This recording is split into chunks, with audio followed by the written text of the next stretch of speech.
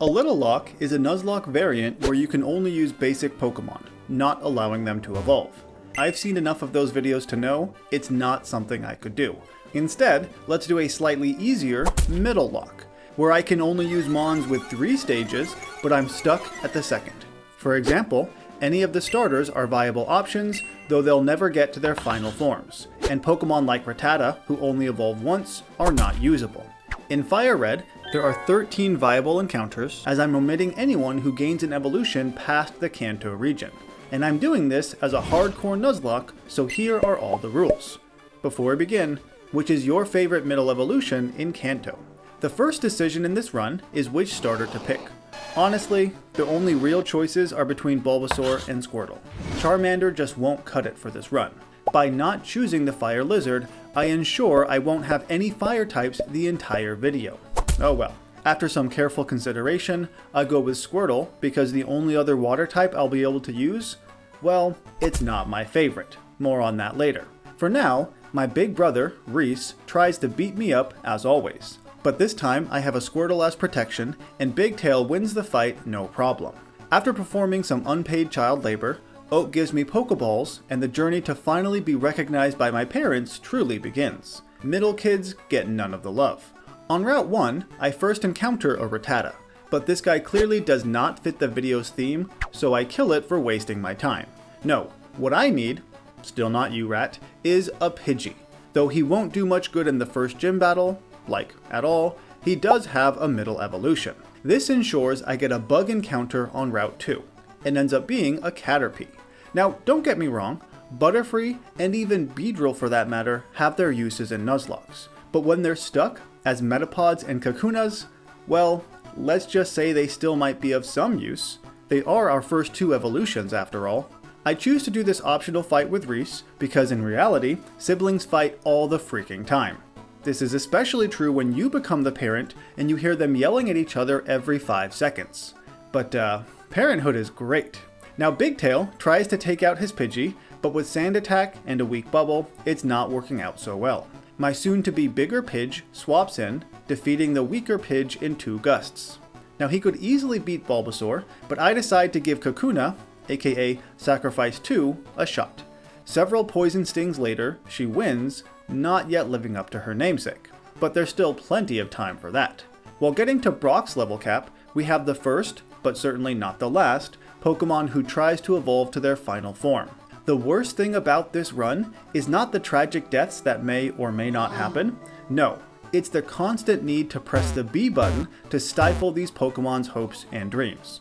I feel like a jerk. Let's take my anger out on Brock here. While 3 of my team members are basically useless for this battle, Big Tail more than makes up for it with 2 simple water guns. And that's why I started with Squirtle. Shortly after, Big Tail evolves, earning his nickname. Beating Brock opens up Route 3, where I can get one of the Nidorans. I end up with the boy, which I prefer anyway. Bros gotta stick together. Inside Mount Moon, there is another encounter. No, not the bat. Sure, Golbat technically is a middle stage Pokemon, but again, I'm only counting Mons who can fully evolve pre-National Dex. I also exclude Pokemon with baby forms, like Clefairy and Pikachu. No, the only cave dweller I can use is Geodude. Not that he'll be much help against Misty. On my way through Mount Moon, I pick up this completely useless item because I will never be able to get a Nidoking. Oh, what could have been. We've already got a team of 6 now. That was pretty quick. Neither of these fossils are usable either, so I didn't need to show this portion of the video, except to say Kabutops is way cooler. While I'm not a fan of moves that can miss in Nuzlockes, I decide to teach Geodude Mega Punch and Big Tail Mega Kick just in case. At which point, we get a couple more evolutions.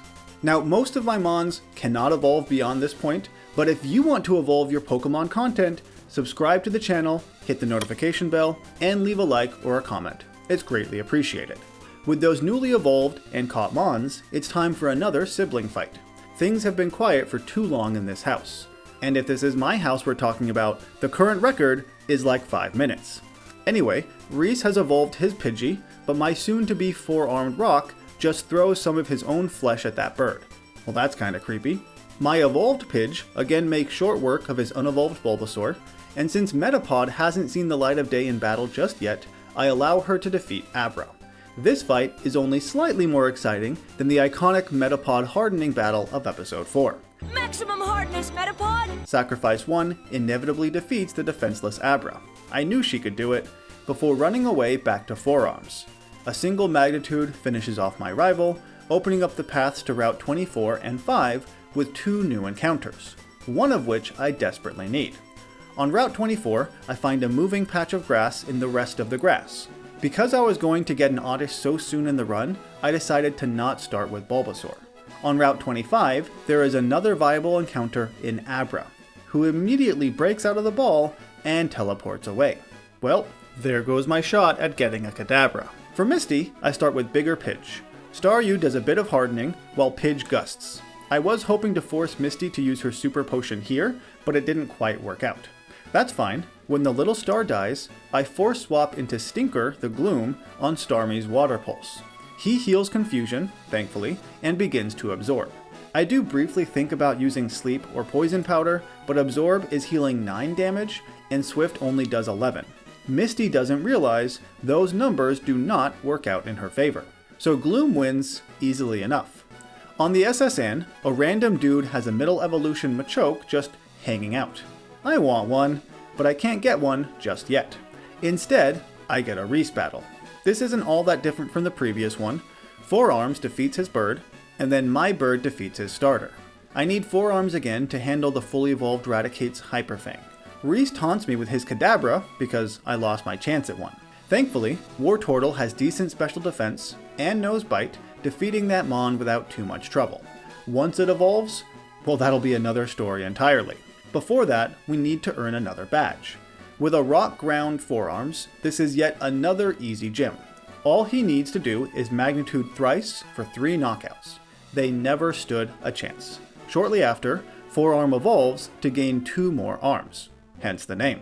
Now Rock Tunnel isn't a problem, what with the Grass-type Stinker and the Water-type Bigtail. Though a trainer's Pidgey drags out Sacrifice with the clear intent to kill her. Not on my watch, you bird. She'll probably still die, but it's when I decide, not you, Dana. Before escaping the tunnel, now I can get him a chop. Since I'm already in Lavender, I might as well fend off Reese again. What did I tell ya? Siblings fight all the time. This starts off the same way as before, with the now properly named Forearms, rock sliding his bird, which is better than throwing your own flesh. Probably. Bigger Pidge succumbs to Sleep Powder, barely making it out alive against Ivysaur. And it hasn't even fully evolved yet. Gyarados is always a bit of a concern, but not a King knows Shockwave, tanking a few hits first. For Kadabra, I once again pivot to Bigtail, my best tank, who loses a turn thanks to Disable, and gets down kind of low. This guy is already causing some problems. Growlithe is Water-Gunned, burning Bigtail in the process. While I could leave him in, just to be on the safe side, I bring out Forearms to Magnitude, defeating Reese again. You'd think he'd learn his lesson at some point, then again, he is an idiot. I really want a Ghost you can only find here, but without the Silph Scope, that is impossible. I'll admit, I forgot how scary these things can be. If I were a 10-year-old, this would totally freak me out. Just like my Pokemon. We'll be back soon enough. At this point, I'll admit that I lied. I pretended the chance to get Abra teleported away into the ether, when in actuality, I can buy one at the game corner. The only problem is, I want a Dratini too. Since they can be caught in the Safari Zone, I'll give that a try first, and then come back here. For Giovanni's first battle, not Forearms, the Machoke, has her debut, low-kicking the 2 supremely heavy giant rock monsters. After a fake-out from Kangaskhan, I pivot to the real Forearms. Starting a rollout here was a bit risky, but it's not exciting if I always play it safe now, is it? 3 rolls later, the mother and baby are crushed by my giant rock monster. This gives me the Silph Scope, just what I need to catch a Ghastly. Remember that Ghost I caught last sentence? Well, now he's evolved to his coolest form. Dare I say, the coolest middle evolution ever. Haunter is, in my unhumble opinion, peak Pokemon design. And he can learn Psychic, which is useful against Erica. Not wanting to waste time after a paralysis, Tangela is instead wing attacked by Bigger Pidge a few times.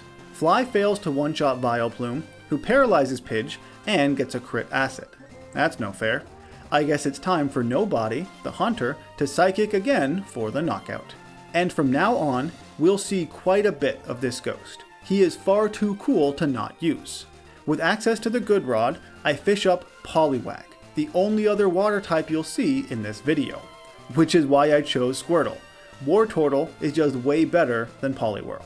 In the Safari Zone, I'm going to count each region as its own area, allowing me a few extra chances to get who I really want.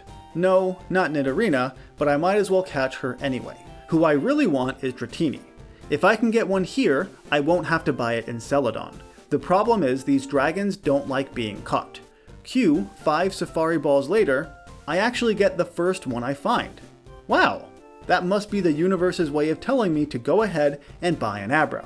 Even though he won't become Alakazam, Kadabra still has incredible stats for a middle evolution.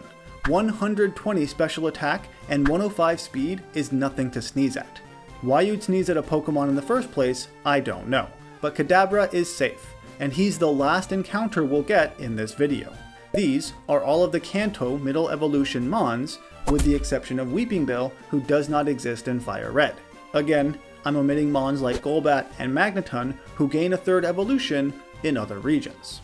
Instead of using the Psychic Mon against Koga here, I try to play some mind games and throw this gym leader off. Not a King starts off at low enough health that he's tempting an explosion, but Koga doesn't take the bait. Dang it, I really wanted that coughing to blow up in nobody's face. That would have been awesome. Instead, I need to swap around a bit to remove that smokescreen. Fine, let's just be lame then, Koga. Coughing is psychicked, Muck takes 2 hits, the other coughing again takes 1, and finally it's time for wheezing. All he can do is Sludge, which nobody resists, and Hyper Potion a few times. Not that it did him any good besides stalling. This brings us to Silph Co, where our rival now has mostly evolved Pokemon, upping the difficulty quite a bit. Pidgeot stalls with Feather Dance, still falling to Rock Slides. Venusaur's only attacking move is Razor Leaf, so I feel confident that nobody can Psychic the Grass Poison Mon to death. Thanks to Sleep Powder and a crit though, he cannot. Fine, Pidge has done this plenty of times already. He also hits Gyarados a bit, its moveset is not that great, before pivoting to Not a King, who once again shockwaves. Now you might think a Nidorino stands no chance against Alakazam. Reese's problem is that Psychic guy only knows how to Future Sight. He's lost Confusion and Psybeam, which means 2 Horn attacks are sufficient to defeat his scariest Mon. Big Tail comes out to take the Foreseen hit, that did a decent chunk of damage, and Surf Growlithe, who has still not evolved. Come on man, just do it already. What's your excuse? For the second Giovanni battle, nobody leads the charge to Psychic Nidorino. 4 arms low kicks Rhyhorn just to be safe before pivoting back to nobody. Kangaskhan has no moves that can harm a ghost, instead choosing to spam Tail Whip. That's not really an issue, as confusion damage coupled with Psychic knock it out well enough. Nidoqueen could technically hit with Poison Sting, but she decides it won't do enough and just dies instead, which is fine by me. My reward for winning is a useless ball since I can't catch anyone else. Thanks for nothing, old rich man. For Sabrina, I'm going into this battle expecting a sacrifice. Not for her first 2 Mons though. Thanks to the speed and attack badge boosts, Bigger Pidge outspeeds and one-shots Kadabra and Mimey with Return. Venomoth is then flown easily enough. Alakazam though is the real concern, and this one actually knows Psychic. My plan is to hit with Return, then pivot away using a sacrifice if need be. I'm hoping to bait out a Future Sight since Psychic is not quite enough to one-shot, and Kazam instead Calm Minds, which is fine, and then surprisingly dies to a single Return. Huh, even with the badge boost, I didn't expect that. I brought Sacrifice 1 with me and everything, expecting a need to pivot, but I guess she'll live to die another day. In Blaine's gym, there is a quiz asking if Poliwag evolves 3 times. Obviously, that's nonsense. Everyone knows he evolves only a single time, as we've seen in this video. Now I know that sweeping a gym leader with a single Pokemon is not very exciting for you as the viewer, but for me, it's pretty awesome watching Big Tail Rain Dance and then surf Blaine's whole team. This turtle is a solid Mon even without fully evolving. Now more than likely, a similar strategy would work against Giovanni too, but I don't want to be too lame. Instead, I allow Stinker to Bullet Seed Rhyhorn, the Dugtrio as well after a pretty weak slash. Nobody then comes out to avoid Nidoqueen's Earthquake, getting a crit psychic. The king suffers a similar fate. Just to make sure nothing untowards happens to my favorite ghost, I allow Not Forearms to finish the final gym leader with a low kick, and this gives me the 8th and final badge. Of course, now that I have all of the badges, Reese has gotten jealous and just has to get them all too. This battle starts basically the same way as most of the other ones have gone. Forearms simply rock slides Pidgeot. Venusaur no longer knows Sleep Powder, meaning nobody has nothing to worry about here, except perhaps Alakazam. But my lower stage 1 spoon, the Kadabra, has learned Shadow Ball and with 2 simple hits defeats his more mustachioed self. Rhyhorn is psychicked, and Gyarados rain dances, while No Wings the Dragonair makes her debut. She thunderbolts Gyarados, and thanks to the rain, Surf immediately knocks out Growlithe too. Well, that went way better than last time. Kadabra turned out to be a pretty good Alakazam counter. This means we'll keep him on the team for next time. Believe it or not, Lorelei was one of the toughest trainers to prepare for. My initial plan likely won't work, but let's try it anyway. I begin with Nobody to Thunderbolt Dugong, who loves to safeguard for some reason. He also has Giga Drain to help himself heal, but Plan A immediately unravels as Slowbro uses Amnesia. Nobody no longer has any moves that'll really work here. Stoneless the Poliwhirl, on the other hand, Water Absorbs on the swap to Belly Drum, maximizing his attack. This whirl is actually decently fast, so this is a solid backup plan. He wakes up with a Lumberry and proceeds to either Brick Break or Body Slam his way through the remainder of Lorelei's team. While his 65 base attack is pretty crappy, let's be honest, when you multiply it by 4, it's not too bad. On to Bruno. Big Tail starts off with a Surf, obviously defeating Onix. He hits Hitmonchan with a Surf as well, before running away in place of a Ghost. Psychic was not strong enough to one-shot, and I didn't want Nobody slowed down just yet. Onix is Giga Drained, which is part of the reason I never gave that move to Gloom the Stinker. Now Machamp is still going to Rock Tomb, but it's not a big deal because a single one isn't nearly enough to slow Nobody down. 2 Rock Tombs certainly would have. Hitmonlee now does outspeed to Foresight, even surviving a Psychic. But that comes with a special defense drop, and expecting Bruno to heal, Nobody just Psychics one more time for the victory. For Agatha, while I could just let loose with 1 spoon, the Kadabra, I don't think that's necessary. Ghost moves in this gen are physical, allowing Forearms to easily tank a Shadow Punch while rock sliding the first Gengar. As Arbok comes out, I swap to Big Tail, who avoids an Iron Tail, but is Screeched. Okay, that's fine. Nobody easily resists the Sludge Bomb on the swap, and once again Psychics. Golbat's Bite might be a concern if she ever got a chance to use it. Nobody then Psychics the other bodiless ghost, and we're down to Agatha's last Mon. Nobody doesn't particularly fancy being Shadow Balled, but Forearms doesn't care all that much. After a slide though, he is at a risk of being crit, and I still have plans for him. So Big Tail comes out to avoid several Hypnosi, perhaps? Anyway, he's doing a great job making her waste her full restores, but nothing lasts forever, and he does fall asleep. Obviously, she's going to use Nightmare next, right? Nope, it's a Sludge Bomb instead. Geez, I'm glad that didn't crit, or it wasn't a Shadow Ball. 1 spoon could not have handled that. Weird decision making aside, Agatha is also defeated without a single loss. I don't expect that to continue against Lance. Though I do have a somewhat okay plan here, it's certainly not foolproof. I begin with Forearms taking on his Gyarados. He has a surprising lack of water moves, making this somewhat doable. I don't want to knock it out though.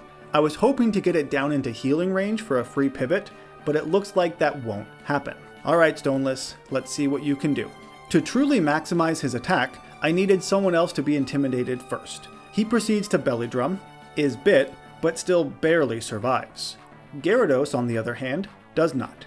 Nor do either of the Dragonairs thanks to Body Slams. Once again, I am somewhat surprised at how speedy this guy is. Dragonite though is too strong to be one-shot, so Stoneless has reached the end of his rope. Or he could just, get a crit. That works too. Let's not tempt fate a second time, instead letting Forearms handle the flying rock monster. Aside from the initial part of the plan, that went better than expected. With Lance down, it should be smooth sailing, as Reese hasn't been a real issue for some time now. Then again, he does mix things up. Rather than letting his bird die, he swaps to Rhydon, who shrugs off the fleshy slide. I pivot to Nobody, hoping to avoid Earthquake, though Scary Face is fine too.